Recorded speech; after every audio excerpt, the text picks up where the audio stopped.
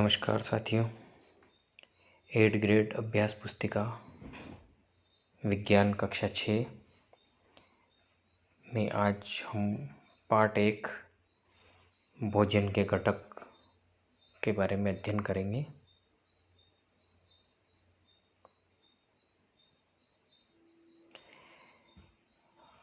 अध्याय 1 भोजन व घटक।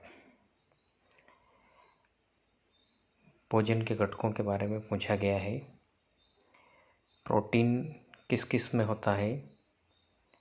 तो प्रोटीन दूध, दाल एवं अंडा। इसका आंसर लिखेंगे हम। अगला है कार्बोहाइड्रेट्स, आलू, चावल। अगला वसा, घी, दही, मक्खन। अगला लवण, लवण जो है नमक, दूध, दही और टमाटर।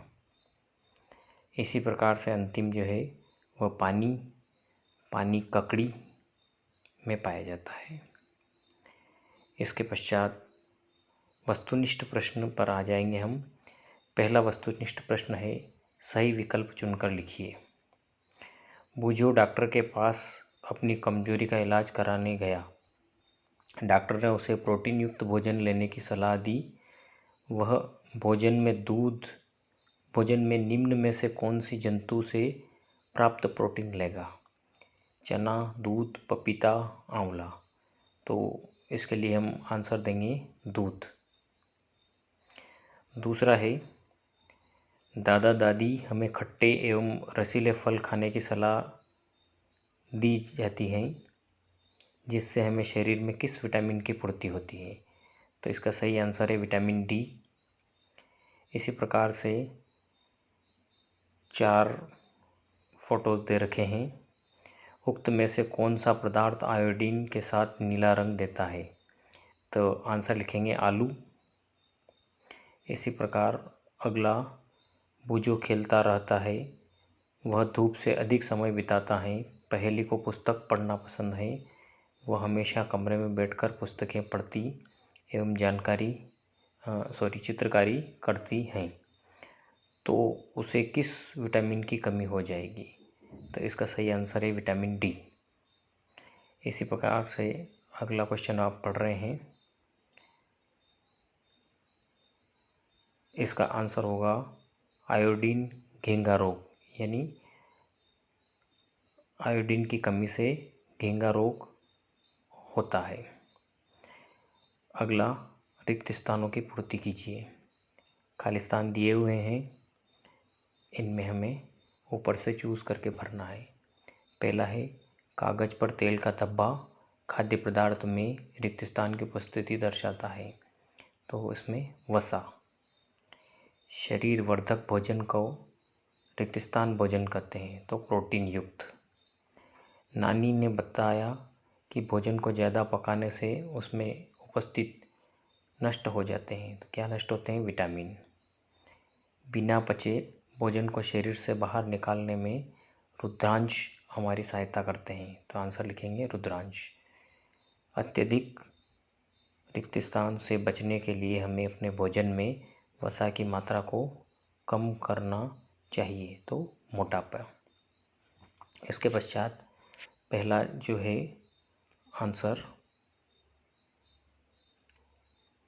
कंप्लीट हो गया है। दूसरा, अति लघु उत्तरीय प्रश्न में बूझो को खाद्य पदार्थों में उपस्थित प्रोटीन का परीक्षण करने पर बैंगनी रंग प्राप्त हुआ। उसने इस परीक्षण के लिए किन 2 विलयन का उपयोग किया? तो कॉपर सल्फेट का विलयन तथा कास्टिक सोडा का विलयन, ये 2 विलयन का उपयोग करते हैं। तीसरा प्रश्न है, दिए गए चित्र का अवलोकन कर प्रोटीन के पादप स्रोत एवं जंतु स्रोतों के नाम लिखिए। तो पादप स्रोत में आता है राजमा, चना, मूंग दाल, तुअर दाल और सोयाबीन। इसी प्रकार जंतु स्रोत में आता है मांस, मछली, अंडे, घी, दूध, मक्खन और क्रीम। प्रश्न नंबर 4, ऐसे 2 पोषक तत्वों के नाम लिखिए जो हमें स्वस्थ रखते हैं और रोगों से लड़ने में सहायता करते हैं। तो ऐसे 2 पोषक तत्वों के नाम हैं प्रोटीन तथा विटामिन। किसी कागज़ पर तेल की बूंद गिर जाने पर धब्बा क्यों बन जाता है? इस धब्बे से होकर आने वाला प्रकाश कैसा दिखाई देता है? तो इस प्रकार का प्रश्न है, इसका आंसर होगा तेल में उपस्थित वसा के कारण धब्बा बन जाता है। इस कागज़ से आने वाला प्रकाश धुंधला दिखाई देता है। यानी तेल में उपस्थित जो वसा होता है उससे धब्बा बनता है, जिससे कि प्रकाश हमको धुंधला दिखाई देने लगता है। अगला, चित्र में खाद्य पदार्थ सामग्री उनके पोषक तत्व के आधार पर तालिका बनानी है। तो कार्बोहाइड्रेट्स में चना दाल, प्रोटीन में दूध चना, वसा में घी दूध मक्खन, विटामिन्स के लिए संतरा दूध और चना, खनिज लवण के लिए दूध पालक चना और दाल। इस प्रकार से हम इसको पूरा करेंगे। लघु उत्तरी प्रश्न आते हैं। विटामिन सी के लिए कोई 2 प्रमुख स्रोत के चित्र बनाकर उनके नाम लिखिए। चित्र बच्चों आपको खुद को बनाने हैं। स्रोत के नाम संतरा और टमाटर, ये सब विटामिन सी के मुख्य स्रोत होते हैं। अगला प्रश्न है 8वां। पोषक तत्व के अलावा हमारे शरीर को जल तथा आरोही रेशों की आवश्यकता होती है। इसकी पूर्ति मुख्यतः पादप उत्पादों से होती है। इसके आधार पर निम्न प्रश्नों के उत्तर दीजिए। पहला है ए, आहारी रेशों के प्रमुख स्रोत।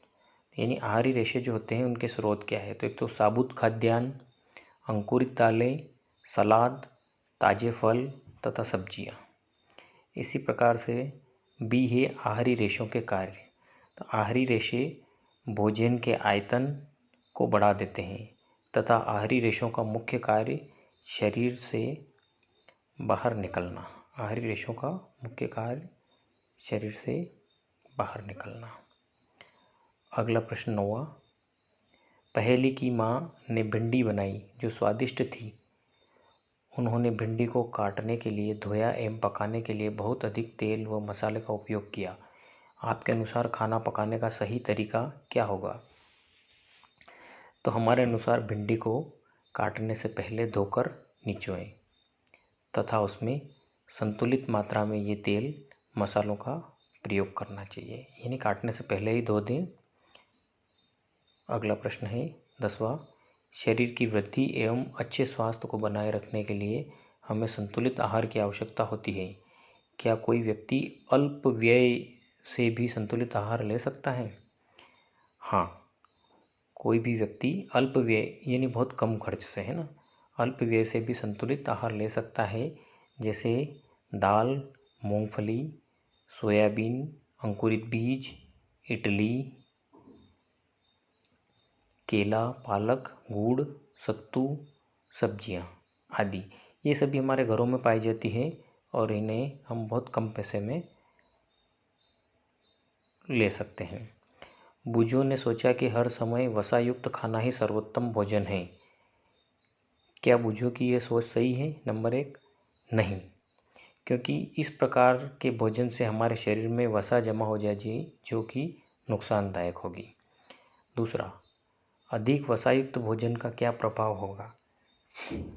इसमें भी इस प्रकार के भोजन से हमारे शरीर में वसा जमा होती है जो कि नुकसानदायक ही होती है। यानी अधिक वसायुक्त भोजन भी नहीं लेना चाहिए। क्या वसायुक्त भोजन के नाम, कुछ वसायुक्त भोजन के नाम लिखिए। वसायुक्त भोजन से हमारा शरीर आलसी हो जाएगा तथा मोटापा आ जाएगा और हम रोगग्रस्त हो जाएंगे। बच्चों ये ध्यान रखिएगा। अब नेक्स्ट है 12th क्वेश्चन। दी गई तालिका में विटामिन और खनिज लवण के अभाव के कारण होने वाले रोग विकार के नाम एवं मुख्य लक्षण लिखकर तालिका की पूर्ति कीजिए। यानी 3 कॉलम है, विटामिन, रोग के नाम और रोग का कारण। पहला रोग है लोहा।